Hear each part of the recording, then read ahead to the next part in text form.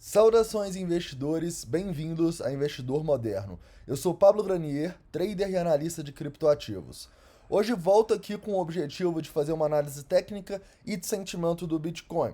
Além de atualizar vocês a análise técnica de diferentes tempos gráficos, hoje eu vou falar do Tensor Charts avançado, do Crypto Fear and Greed Index e em especial de um tema sobre o inflow e outflow das exchanges, ou seja, criptomoedas entrando nas exchanges, seja stablecoins, seja Bitcoin, como isso impacta o preço e o que está acontecendo agora para a gente ter um cenário bem bullish para o Bitcoin, beleza? Então, vamos falar um pouquinho aí dessa recuperação de hoje e também sem esquecer o S&P 500, né? Porque o movimento de hoje foi um movimento muito bom do Bitcoin, que pode estar mostrando pra gente que a gente está tentando desacoplar do S&P. Não vai ser fácil isso acontecer, mas nós vamos mostrar para vocês o que está acontecendo, tá bom? Então vamos começar com uma análise aqui no 4 horas do Bitcoin.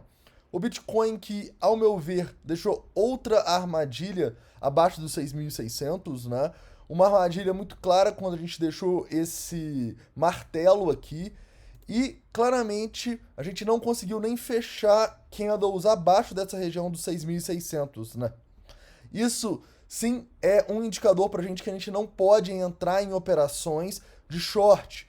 Vocês lembram que eu estava falando com vocês que se perdesse os 6.600, se rompesse os 6.600, era realmente um sinal muito ruim para o Bitcoin?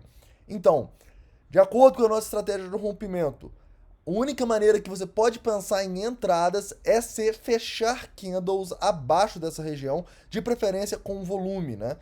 Quem não viu a estratégia de rompimentos, vale a pena procurar aí no canal, que você vai ver que a gente tem algumas opções, né? A primeira e mais arriscada opção é um fechamento abaixo da região nós entrarmos. A segunda é a gente esperar um reteste, que é sim a maneira mais conservadora de se fazer. Mas aqui, por exemplo, a gente não tinha nem a entrada arriscada, porque o preço não fecha candles abaixo dos 6.600.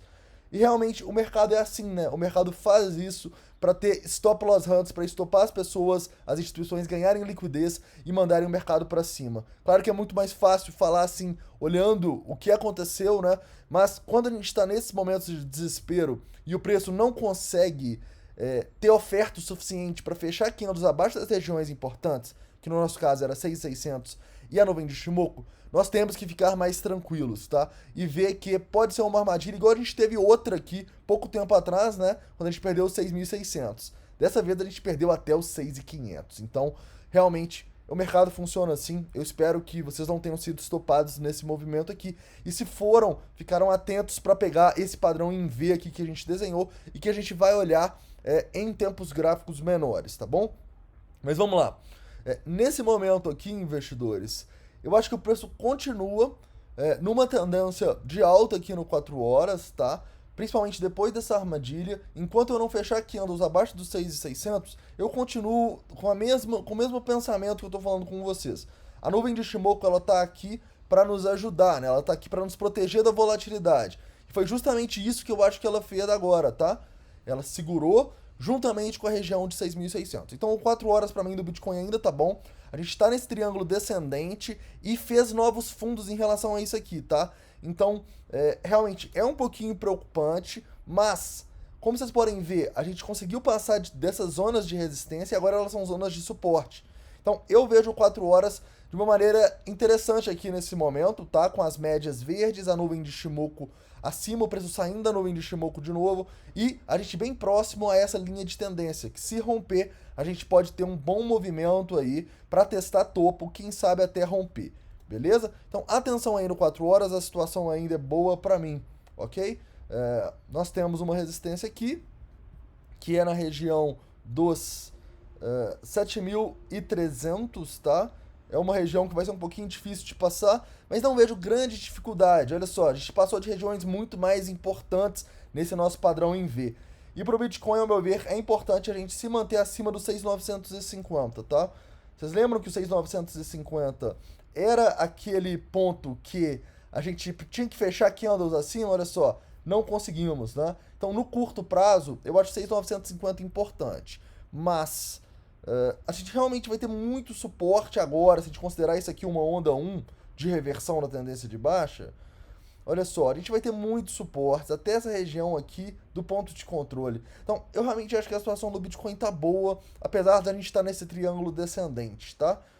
Hoje à noite a gente volta para fazer uma atualização que o preço provavelmente vai estar bem volátil hoje, né? A gente deve tomar uma decisão hoje aí no 4 horas se a gente faz uma onda de correção aqui para tentar romper o lado que seja, tá? Se a gente vier direto aqui e romper, é um ótimo sinal para o Bitcoin, ok? Numa hora, investidores, eu consigo enxergar esse padrão em V de uma maneira muito clara, né? Olha só, a gente vai lá, deixa uma armadilha com volume, vem aqui, faz o padrão em V e estoura, né? Realmente, esses movimentos aqui, eu não consegui pegar um long aqui, porque realmente são movimentos difíceis, né, de você adivinhar, né?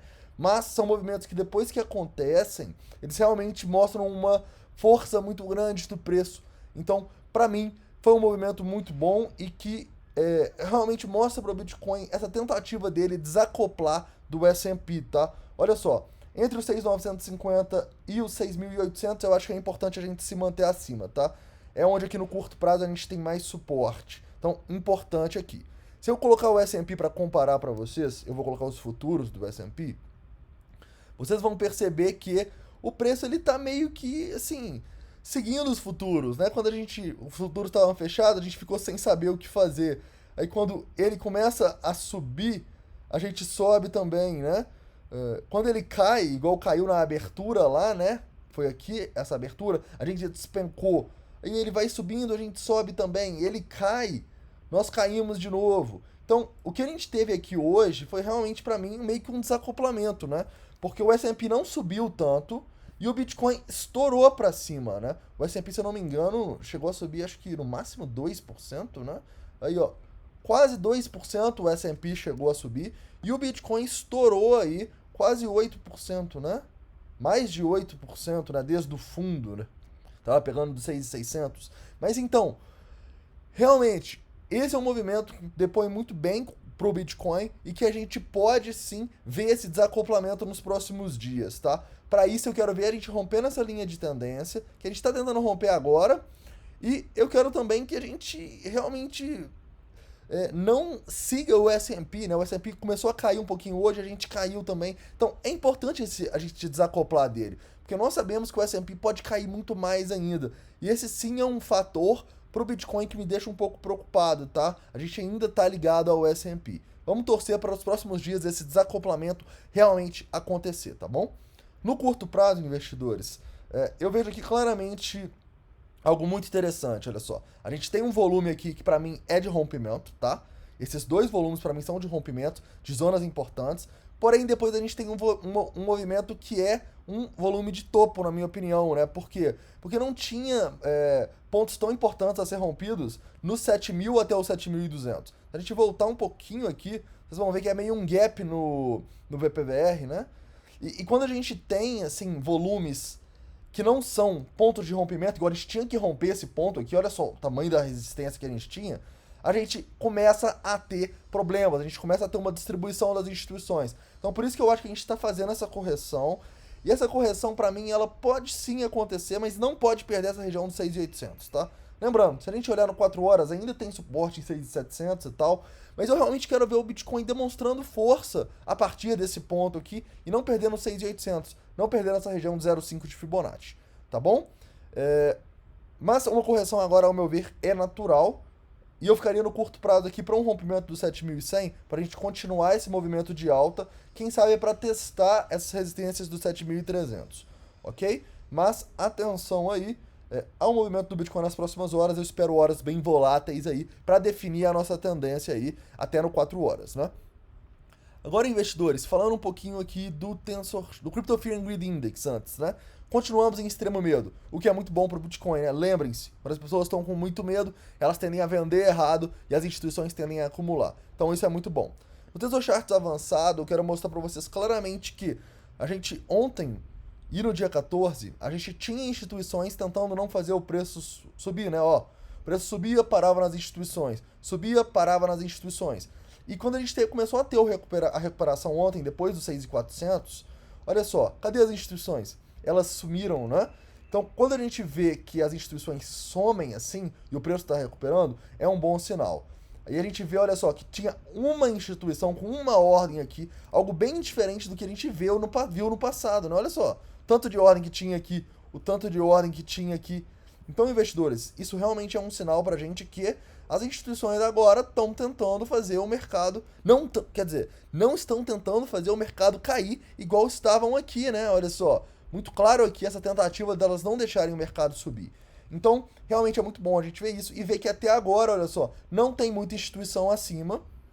E abaixo, assim, não tem muita gente tentando segurar o preço também não. Mas tem, olha só, a gente tem mais gente tentando segurar o preço do que... segurar o preço para alta, né? Do que segurar ele para baixa, né? A gente tem mais instituição colocando suporte do que resistência. Isso a gente pode ver aqui no book e no nosso MDM, olha só. Estamos com predominância dos bulls. Então, assim, a situação do Bitcoin ficou muito boa depois dessa armadilha, tá? Agora eu quero falar com vocês outro aspecto que é de sentimento e um pouco fundamentalista, tá? Que tem a ver com o inflow e o outflow das exchanges, que é o que a gente sempre fala com vocês, né? Tá entrando muito Bitcoin na exchange, tá entrando muito USDT nas exchanges. Quais são as interpretações disso, né? Primeiramente, vamos fazer uma interpretação em relação aos Bitcoins, que é o que a gente mais fala aqui. Quando muito Bitcoin está entrando na exchange, a maior probabilidade é que esses Bitcoins sirvam para vender, né? Se a gente está em cold wallet, se a gente está fora das exchanges com muito Bitcoin e começa a entrar nas exchanges, a maior probabilidade é que essas pessoas estejam querendo vender os Bitcoins. Sim, elas podem estar usando de garantia para alavancar e até comprar, mas isso é uma coisa meio óbvia, né? Que se entrou na exchange o Bitcoin, tem uma grande probabilidade, né, numa amostragem grande, dessas pessoas acabarem vendendo, tá? E o mesmo serve de maneira inversa com o USDT. Se está entrando muito USDT em exchange, há uma grande probabilidade dessas pessoas comprarem, tá? E nesse site aqui, o Token Analyst, vocês vão conseguir ver esse inflow e outflow de todas as criptomoedas, tá? Então, é realmente um site muito bom, eu recomendo.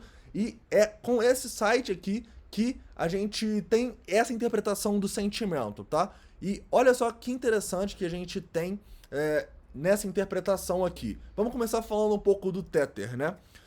O market cap do Tether, ele tá aumentando muito. E esses Tethers que estão sendo aí criados, eles estão entrando nas exchanges, tá bom? E o que acontece quando muito Tether é criado e vai para exchange? O preço tende a ter bull runs. Deixa eu dar um exemplo para vocês. Aqui, olha só, a capitalização do Tether é esse azulzinho aqui. E vocês podem ver que nas últimas bull runs que a gente teve, a capitalização estava aumentando muito. Olha só, em 2017 a gente começou com o market cap do Tether, olha só, de menos de 100 bilhões de reais. E no final de 2017, quando a gente teve o topo, o market cap estava de 14 bi. Ou seja, muitas pessoas criticam o Tether, que sim é uma moeda controversa, e eu, inclusive, não tenho Tether, tá? Quando eu quero ir para dólar, para stablecoin, eu vou para o USDC, por exemplo. É uma moeda controversa, mas que, realmente, se tá tendo mais demanda por Tether, por criação de Tether, realmente isso nos mostra que há uma grande probabilidade do preço subir. E é isso que aconteceu em 2017 e também aconteceu na mini bull run que a gente teve em 2019, tá? Quando o preço saiu de ali dos 3 mil dólares, né, que foi o fundo, para a região dos 14 mil. Isso foi com muita impressão de Tether, tá? E quando eu falo impressão, o Tether, pelo menos na teoria, ele tem que ter garantias para ter Tethers no mercado, tá bom? Então não é uma impressão do nada igual acontece nos governos, igual acontece nos bancos centrais. Isso é uma coisa que a gente tem que mostrar para vocês, apesar do Tether ser uma moeda um pouco controversa, e a gente sempre recomendou para vocês o USDC, correto? E aqui o que a gente tem agora? Um pump no Tether, o Tether, na capitalização do Tether. A gente estava aqui com 23 bi de reais em março e agora a gente está chegando aí, ultrapassou os 30 bi, está em 33. Detalhe, a gente nunca teve um aumento tão rápido assim no Tether, na capitalização dele. Então o que isso mostra pra gente? Que a demanda por Tether tá muito grande. Se a demanda por Tether tá muito grande e o Tether tá entrando nas exchanges, isso quer dizer pra gente que há uma grande probabilidade das pessoas comprarem o Bitcoin. Então isso é muito bom, fundamentalmente pensando, tá? Aqui a gente pode ver também a capitalização de outras stablecoins, tá? Como, por exemplo, o USDC que eu falei com vocês. Não é só o Tether que está aumentando, você pode falar, ah, não, o Tether eu não confio, mas o USDC também está aumentando. Como vocês podem ver, olha só, desde março, o USDC passou dos 700 milhões em market cap, tá? Então estava menor de que 500 milhões e agora ultrapassou os 700 milhões. Então isso é algo de todas as stablecoins, não é algo do Tether, tá bom? Então isso é algo bom de se analisar. Detalhe, eu tô aqui no Twitter da Skill para mostrar para vocês esse dado, mas é outro site que eu super recomendo vocês e eu vou fazer análise aí essa semana de todos esses indicadores aqui que a gente de vez em quando faz com vocês, né? Mas aqui a gente tem análises muito boas aí dos derivativos do Bitcoin, dos futuros, então realmente vale a pena vocês conhecerem também o site da Skill, tá? Outro detalhe importante, investidores, nós falamos fundamentalmente dessa criação de Tether, de stablecoins e da entrada deles nas exchanges. Mas a gente também está tendo o inverso em relação ao Bitcoin, tá? Nos últimos dias aí, a gente teve o menor número de depósitos de Bitcoin nas exchanges nos últimos 3 anos. Olha só que interessante. Então, tá entrando pouco Bitcoin nas exchanges e tá entrando muito Tether. Lembra da interpretação lá no começo? O que isso quer dizer? Está entrando pouca oferta de Bitcoin para vender e muita demanda de Tether para comprar o Bitcoin? Isso é bom fundamentalmente, tá? Então, realmente é bom a gente ver esses indicadores do Bitcoin, que são de sentimentos, são fundamentalistas aí, não preveem o futuro, né? Mas no passado deram certo, tá bom? Então, eu acho assim, que o Bitcoin, ele tá numa situação interessante, né, investidores? Eu venho falando com vocês que esse fundo nos 3.600 foi realmente a maior armadilha, a maior acumulação da história do Bitcoin, que eu realmente acho improvável que a gente vá buscar esses fundos de novo, né? A gente tá vendo o mercado com muito medo, o mercado ainda falando que o Bitcoin vai voltar para 3 mil dólares, vai perder os 3 mil dólares. Então, eu vejo o Bitcoin assim com potencial para desacoplar do S&P e quem sabe aí ter uma próxima bull run, tá? Eu realmente acredito que se a gente passar desses topos que a gente deixou lá próximo aos 7.400, a gente deve ir testar a região fundamental dos 7.800, 8 mil dólares. E se a gente passar essa região, vai ser difícil segurar a gente, tá? Eu tenho que ser um pouquinho mais cauteloso aqui no diário, porque a gente ainda está em tendência de baixa no diário, né? As nossas médias estão vermelhas, a nuvem de Shimoku está vermelha. Mas os próximos dias vão ser de extrema importância para a gente definir aí essa tendência no diário, e que, ao meu ver, vai definir a tendência do Bitcoin para o resto do ano, tá bom? Então, é isso, investidores. Espero que vocês tenham gostado dessa análise técnica, de sentimento e um pouquinho fundamentalista, tá? Não esquece de deixar o like, se inscrever no canal caso não seja inscrito e... agora nós voltamos à programação normal do canal, viu? Eu tive alguns problemas, não consegui gravar ontem e hoje, mas voltamos à normalidade e vamos ter vídeos aí todos os dias, tá? Então é isso, um forte abraço e até o próximo vídeo.